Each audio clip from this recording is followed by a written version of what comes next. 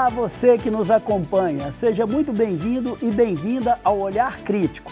Este é um trabalho de extensão e pesquisa do Centro de Crítica da Mídia e do Programa de Pós-Graduação em Comunicação Social da PUC Minas, que analisa o jornalismo político.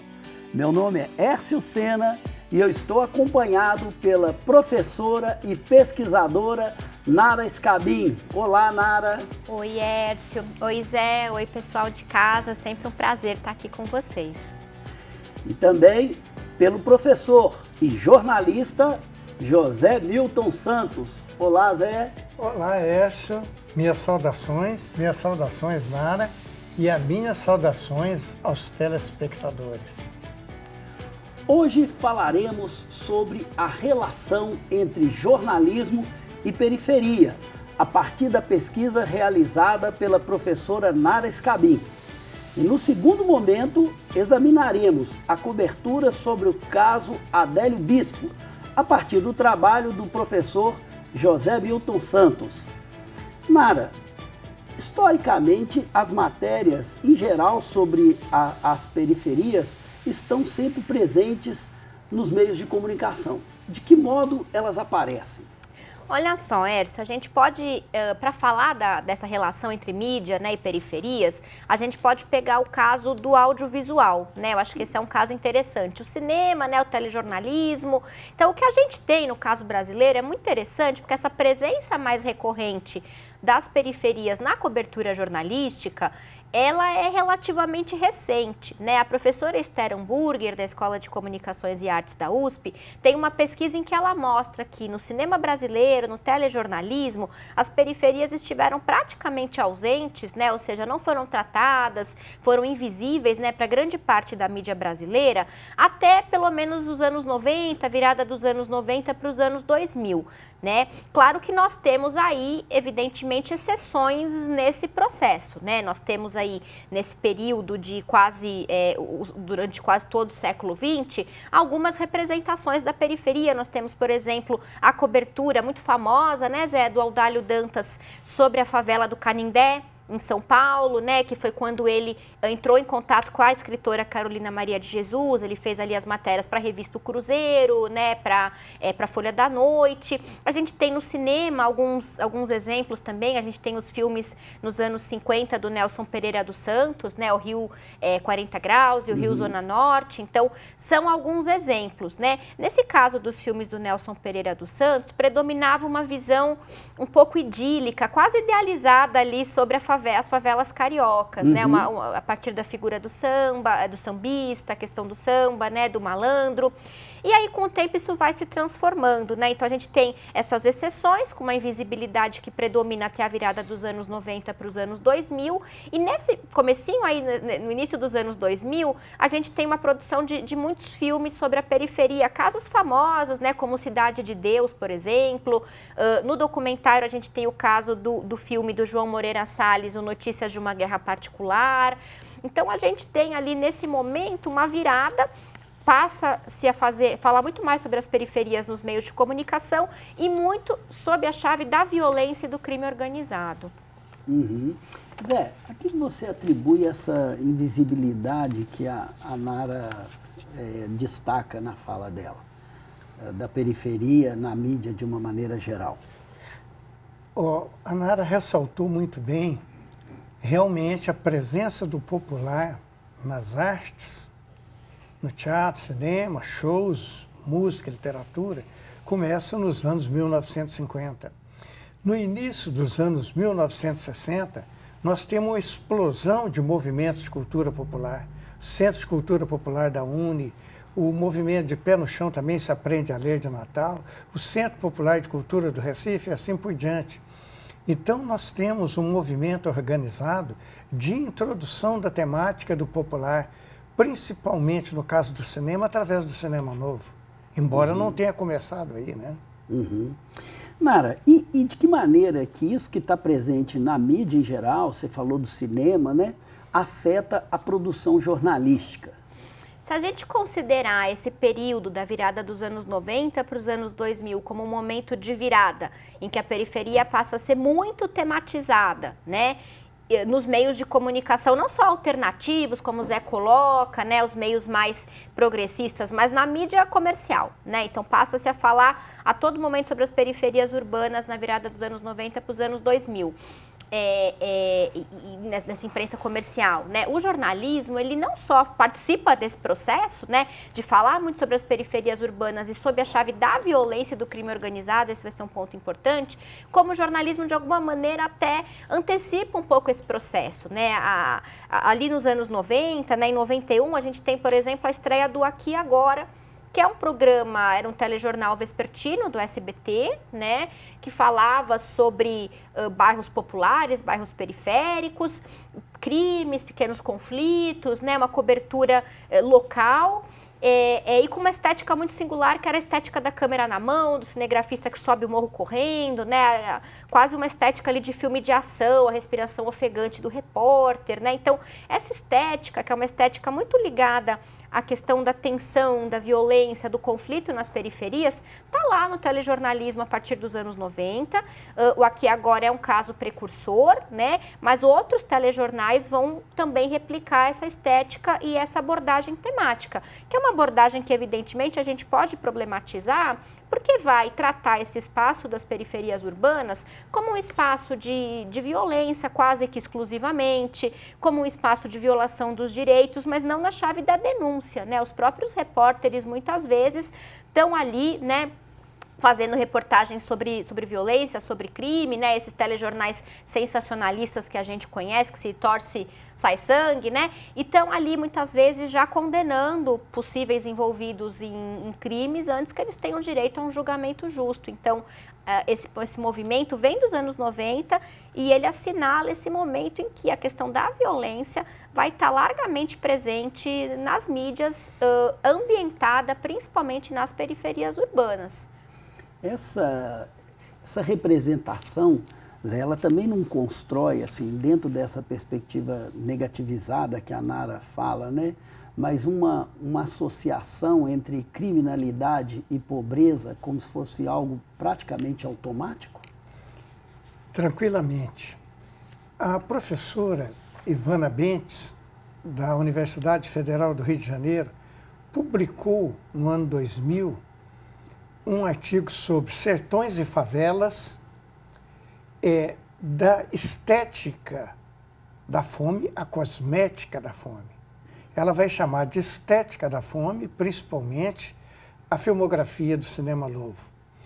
E a cosmética da chamada retomada, a partir de Carlota Joaquina, né, de Central do Brasil, Favela Meus Amores, Cidade de Deus, Tropa de Elite, onde há uma certa glamorização da miséria e uma certa naturalização própria do gênero realista naturalista.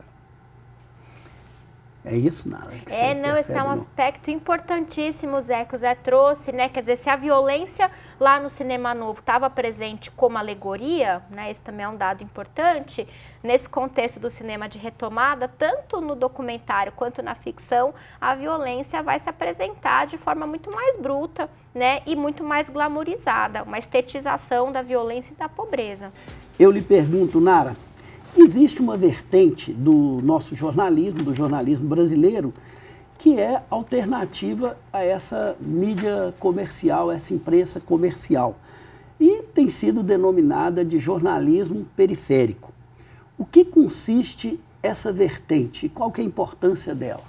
O jornalismo periférico, essa é uma expressão que vários pesquisadores, né, do jornalismo têm utilizado. Eu destaco principalmente o trabalho da professora Mara Rovida, da Universidade de Sorocaba, no interior de São Paulo. É uma vertente, como se apontou, do chamado jornalismo periférico, alternativo, né, que se coloca como uma alternativa à imprensa comercial, né, como uma outra forma, né, de fazer jornalismo em relação à imprensa comercial, principalmente sob dois aspectos, né, pela relação que esses veículos têm com as periferias urbanas. Então tem uma relação aí com o território que é fundamental, são veículos feitos, né, produzidos por jovens jornalistas que habitam, né, ou que são oriundos das periferias das grandes cidades brasileiras. Essa vertente começa ali na segunda metade da década de 2010, principalmente, né? Um marco importante é a formação da rede de jornalistas das periferias em 2017, em São Paulo. Então, são jovens jornalistas que se colocam como, né, situados, inscritos nesses territórios das periferias urbanas, falam para os habitantes das periferias urbanas sobre a realidade das periferias urbanas. Então, essa relação com o território é um aspecto aí fundamental na medida, né, que marca o caráter alternativo dessa produção. A outra dimensão é uma proposta de construir não só uma relação mais próxima, né, com os territórios das periferias, mas também uma outra representação das periferias, feita a partir da ótica dos moradores das periferias. É fundamental para esse fenômeno a ascensão, né, das classes baixas, das classes populares nos últimos anos, que passaram a acessar mais a universidade. Então, nós temos muito mais jovens oriundos das periferias, das favelas, formando-se em jornalismo, né, e aí passando a fundar e a gerenciar esses veículos, muitos deles sob a forma de coletivos, né. Então, ao mesmo tempo em que eles são alternativos nessa perspectiva editorial e nessa proposta que não deixa de ser política, né, afinal de contas, eles também se baseiam em práticas, em técnicas do fazer jornalístico profissional. Então, são veículos profissionais, né? Fazem apuração, fazem entrevista, fazem pauta, seguem ali as técnicas, né, do jornalismo como a gente estuda na faculdade, mas a serviço da construção de uma outra representação periférica. Zé, e nesse ponto aí, para além dessa questão da técnica, do domínio desse fazer jornalístico que a Nara ressalta, existe aí uma necessidade de expressão dessa população, né? Quase que a comunicação pensada por ela como um direito de existir e de se representar socialmente. Como é que você vê isso? Eu vejo isso como um movimento crescente. Teve um impulso muito grande com a criação das rádios piratas, sendo que uma delas acabou adquirindo concessão, a Rádio Favela de Belo Horizonte, né? Uhum. E nós vemos também que com a internet isso possibilitou a presença maior de comunicadores populares, inclusive a criação de sites dos movimentos de favelas, que tem dado uma versão própria de quem está vivendo aquela situação, e não uma versão sobre como era convencional na mídia. Nara, você poderia dar um exemplo assim, de algum veículo que pertence a esse campo do jornalismo periférico, e assim, detalhar um pouco que tipo de cobertura e que tipo de trabalho assim, que ele vai realizar concretamente? Uhum. O Zé já citou, né, um exemplo. Eu vou citar um outro, que é um veículo que eu tenho pesquisado, né, já há alguns anos. Eu pesquiso também atualmente no programa, né, de pós-graduação em comunicação da PUC, que é o veículo chamado Nós Mulheres da Periferia. Na verdade, ele é um coletivo, né? Ele é um caso muito interessante porque ele articula a questão do território, então das vivências nos bairros das periferias urbanas, nesse caso de São Paulo, a questão da vivência das mulheres, né? Então, ele é um veículo que é feito por mulheres jornalistas, né, oriundas de bairros periféricos, que residem em bairros periféricos, predominantemente negras, a equipe praticamente toda é formada por mulheres negras, e que falam sobre a realidade das mulheres nesses bairros. Então, tem aí um corte interessante também, a partir do perfil de gênero, né? É um veículo que fala para mulheres, então, que traz notícias de interesse, reportagens, né, de interesse dessas mulheres. A gente tem aí, né, muitas pautas, principalmente organizadas em duas chaves, né, que são importantes nessa cobertura. Por um lado, a denúncia, né, de violações de direitos das mulheres, né, de condições precárias de trabalho, né, muitas matérias sobre, envolvendo denúncias sobre a precarização do trabalho das mulheres em profissões ligadas ao cuidado. Né, durante a pandemia houve muitas reportagens nesse sentido, né, mulheres que tinham que trabalhar como enfermeiras, como empregadas domésticas e correndo o risco de se contaminar, trazer o vírus para casa, para os seus filhos, né? e também matérias numa dimensão mais de valorização, né, e até no sentido de construção de uma certa autoestima, né, entre esse público, entre as mulheres das periferias, né, nesse sentido de mostrar, né, a formação de redes de solidariedade, de formas de sociabilidade mais solidárias nas periferias, de redes de apoio, né, então matérias que mostram o cotidiano dessas mulheres, né, e as táticas de resistência, né, as formas de criatividade ali. Então é uma produção bastante interessante. Esse coletivo tem um documentário chamado Nós Carolinas, que é uma referência, né, a Carolina Maria de Jesus, que a gente já citou aqui hoje, e que é um documentário muito bacana, porque ele é resultado, é de 2017 esse documentário, é resultado de oficinas, né, que esse coletivo fez logo que ele tinha se consolidado, com mais de 100 mulheres, em torno de 100 mulheres, né, das periferias de São Paulo, mulheres de 17 a 92 anos, né, para conversar com essas mulheres sobre como que elas se sentiam representadas pelos meios de comunicação tradicionais, né, comerciais. E elas apontam, né, os estereótipos, o preconceito, uma representação muito objetificada das mulheres nas periferias, e são essas oficinas que dão origem a esse documentário com as vozes dessas mulheres, que é um documentário, de certa forma, também de crítica de mídia, né? Porque são essas mulheres fazendo a crítica da forma como elas são representadas pela imprensa. E em termos de consumo, onde é que exatamente esse trabalho circula, assim, a partir das verificações que você pôde observar? Eles têm um site, né, eles têm um portal, eles têm perfis em redes sociais, então principalmente o Instagram desse coletivo é bastante movimentado, e eles têm um perfil no YouTube, né, que é abastecido por vídeos, que é menos movimentado, me parece menos acessado, né, do que esses outros canais, principalmente o Instagram, né? Então eles têm essa circulação basicamente digital, que é o que o Zé falou, né? As redes sociais dão um impulso grande para esses movimentos periféricos. E agora vamos abordar como a mídia cobriu o caso Adélio Bispo. Zé, você poderia então situar para nós o que traz à tona a importância desse personagem chamado Adélio Bispo, tão comentado no Brasil dos últimos anos? Adélio Bispo de Oliveira é um pedreiro, eventualmente garçom, pregador religioso, de ultradireita, que fazia campanha na internet contra as escolas públicas que, segundo ele, literalmente, antro de formação de gays. E nós temos também, né, que a ligação do Adélio com a família Bolsonaro fica claro quando, no início de julho, ele participa de um curso de tiro na escola Ponto 18, em Santa Catarina, junto com o Carlos Bolsonaro. Esse curso durou 3 dias. 4, 5 e 6 de julho de 1918.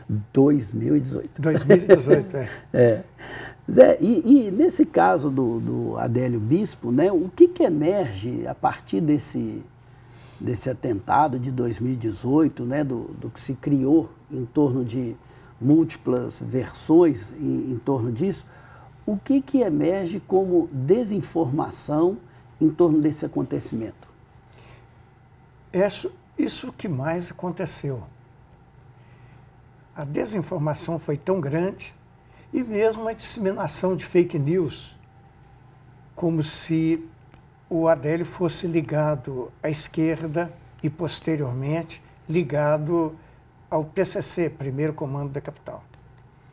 Ele teve uma curta filiação ao PSOL, durante pouco tempo, mas depois ele se filiou ao PSD do Kassab. Então, essas desinformações foram, em parte, reproduzidas pela mídia, mas não encampados. A grande mídia sempre dava a fonte dessas acusações, né? E nós vamos, então, perceber que o único veículo que tentou ir a fundo na investigação do evento de Juiz de Fora foi a TV 247, que, através de um trabalho de jornalismo investigativo do Joaquim de Carvalho, produziu um documentário, né, que vai levantar a hipótese de que aquele evento tenha sido uma fakeada. Esse documentário foi proibido nas redes sociais, estando disponível apenas na Claro, presentemente. Sim.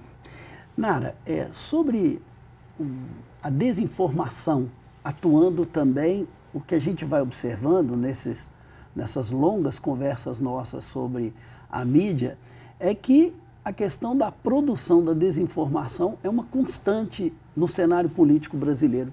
Como é que você vê isso?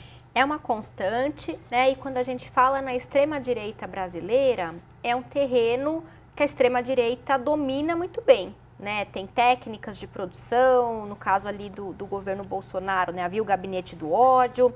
No caso em particular do atentado, né, contra o Bolsonaro no dia 8 de setembro de 2018, em Juiz de Fora, eu acho que vale destacar, acho que a fala do Zé, né, dá um pouquinho lembra, né, essa questão importante, que foi a forma como parte da extrema-direita e o próprio Bolsonaro tentou vincular o atentado à campanha do PT, à esquerda, né, dizendo que teria sido uma tentativa por parte da oposição de impedir a eleição dele, Bolsonaro, né? E aí é interessante pensar como este fato desinformativo, a PF não comprovou qualquer envolvimento de grupos políticos até o momento, né, no atentado, descartou o envolvimento de terceiros, né, diz que o Adélio agiu sozinho, mas essa tentativa de implicar a esquerda ou outros partidos políticos, a oposição ao Bolsonaro no atentado, né, cometido pelo Adélio Bispo, serve muito bem a uma narrativa que foi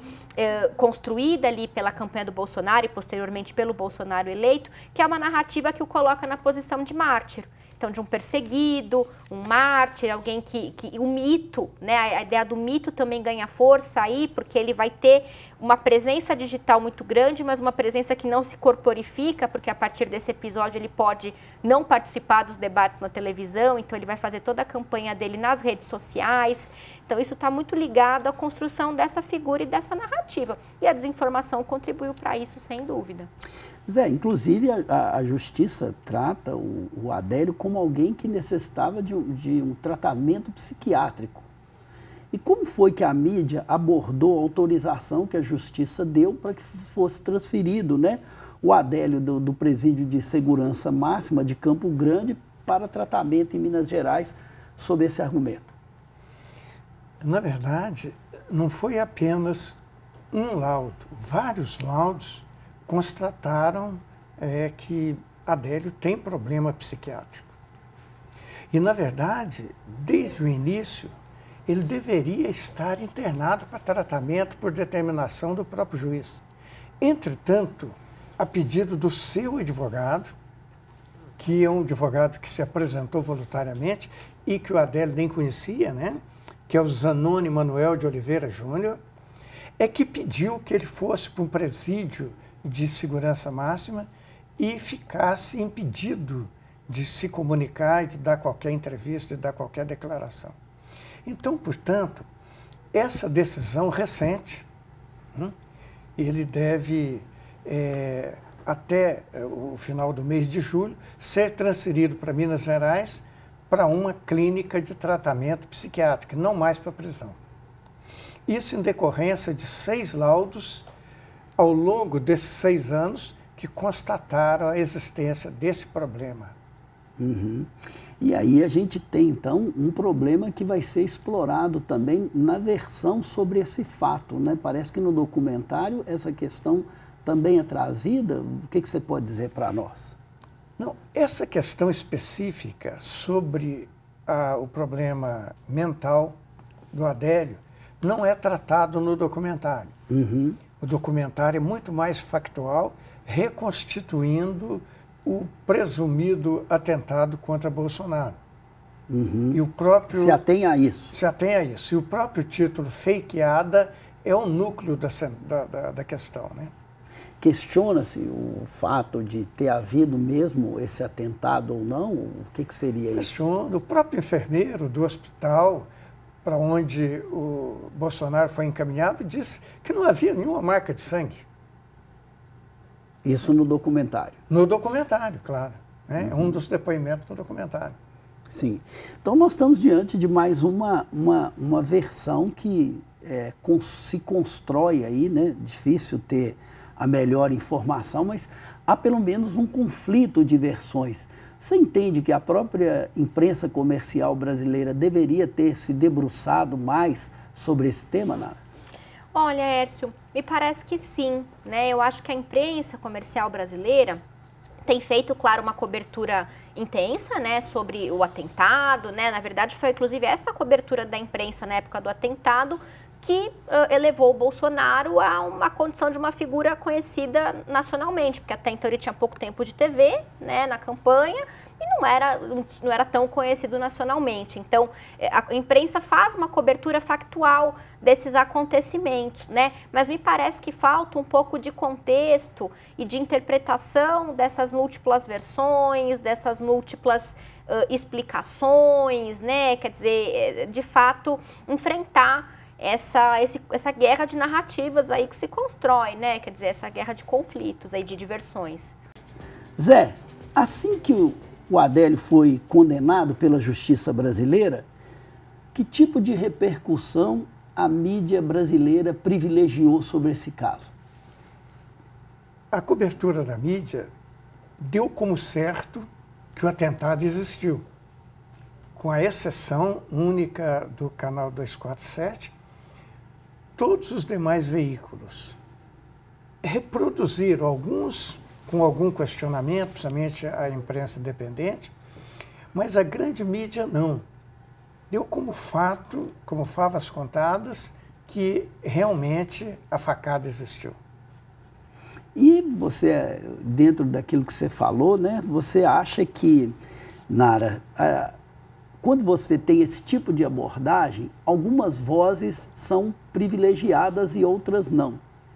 Que vozes que você entende que faltou contemplar esse importante debate da história recente do Brasil? Me parece que nessa cobertura, né, o Zé já antecipou um pouco, o tom foi bastante na imprensa comercial, aquele tom mais das fontes oficiais, né, como a gente diz no jornalismo. Então, ouviram ali, né, os porta-vozes da Polícia Federal, né, a Justiça, né, houve ali o próprio Bolsonaro deu várias declarações sobre o caso, então as fontes foram mais as fontes oficiais ali, os porta-vozes, né. Me parece que uma cobertura mais interpretativa poderia ter, de fato, adensado esse debate, principalmente a interpretativa no sentido de se pensar como que o Bolsonaro, a campanha do Bolsonaro e depois o Bolsonaro eleito, se apropriou narrativamente desse episódio para promover a sua imagem, né? Então, ao invés de, né, ir lá e cobrir o que aconteceu e repercutir aquilo, isso, na verdade,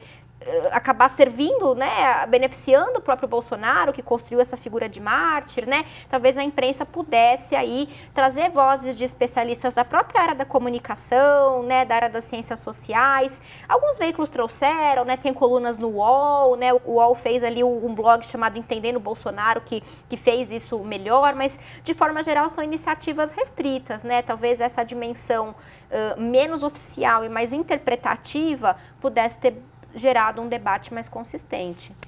Zé, recentemente, então, um inquérito da Polícia Federal concluiu que o Adélio Bispo agiu sozinho.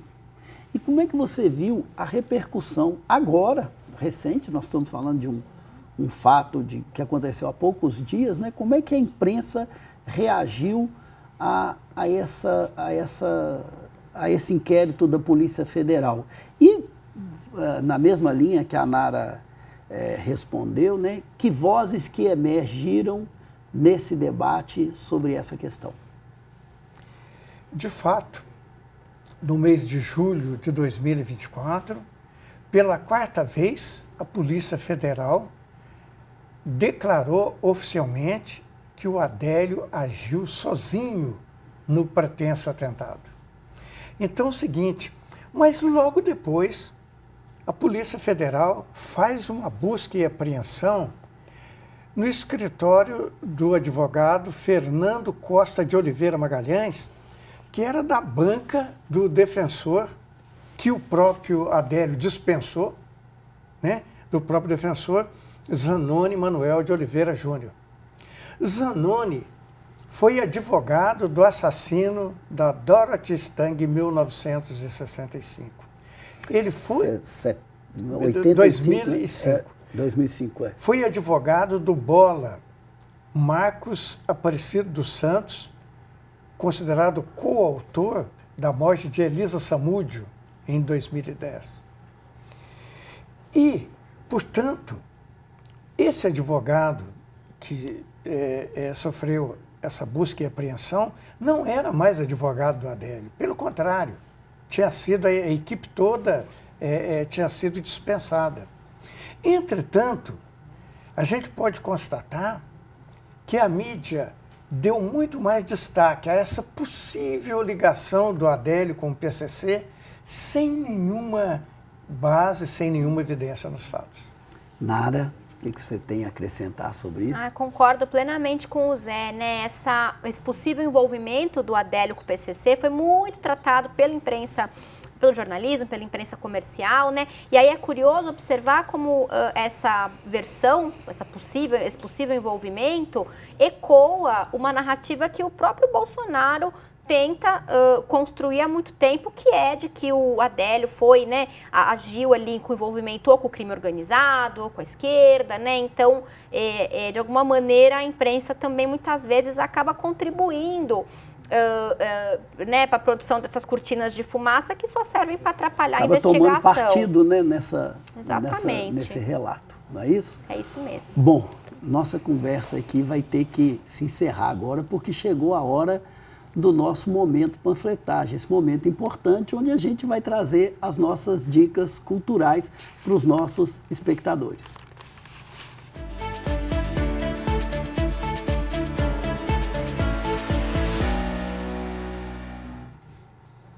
E eu vou começar com a indicação de um HQ, né, uma história em quadrinhos, que é o livro Angola Janga. Angola Janga significa Pequena Angola ou Palmares, como é conhecido a história que é retratada nesse livro. Por mais de 100 anos, foi um reino africano dentro da América do Sul. Macaco, que era a capital de Angola Janga, tinha uma população equivalente às maiores cidades brasileiras da época. E seu líder maior, Zumbi, né, virou lenda e inspiração para a criação do Dia da Consciência Negra, Zumbi dos Palmares. Então, uma forma de retratar a história dessa importante liderança brasileira do povo negro, né? Enfim, trago aí para vocês uma indicação dessa HQ.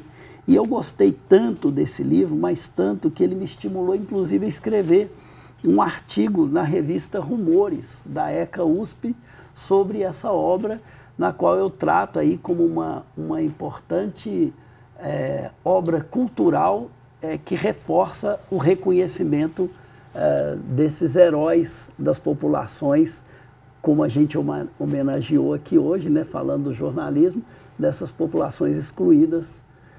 Nara, sua indicação? Bom, eu trouxe a indicação de um podcast, né, o podcast Mano a Mano, que é uma produção original do Spotify, é um podcast de entrevista apresentado pelo rapper Mano Brown, né, muito conhecido como o MC do grupo Racionais MCs. Ele é um podcast que tem, né, 4 temporadas, mais de 70 episódios. Né, o Mano Brown se mostra ali um excelente entrevistador, né? Então a cada episódio ele traz convidados, muitos deles da política, dos movimentos sociais, né, do entretenimento, e que nessas entrevistas de alguma maneira o Mano Brown se mostra um pensador do Brasil, né? Ele está ali nessa posição de pensar o Brasil, e é muito interessante porque mostra também essa passagem do Mano Brown, né, de uma cena mais periférica, do hip hop em São Paulo, né, do rap, para uma cena mais mainstream, que é um podcast do Spotify. Né? Legal. Zé, sua indicação de hoje? A minha indicação de hoje é um livro da jornalista Daniela Arbex, Cova 312, que tem como subtítulo A Longa Jornada de uma Repórter para Descobrir o Destino de um Guerrilheiro, Derrubar uma Farsa e Mudar um Capítulo da História do Brasil. Esse guerrilheiro foi Adelso Palmeira de Castro, egresso da guerrilha do Caparaó, guerrilha que não existiu, né? Ele foi assassinado em 1967 e houve uma simulação de suicídio e seu corpo desapareceu. E todo o trabalho que está descrito nesse livro é como que a Daniela fez para descobrir a cova dessa vítima da ditadura, né? Então nós temos aqui, né, que a Daniela Arbex também escreveu outros livros, por exemplo, o livro Holocausto Brasileiro, sobre o manicômio de Barbacena.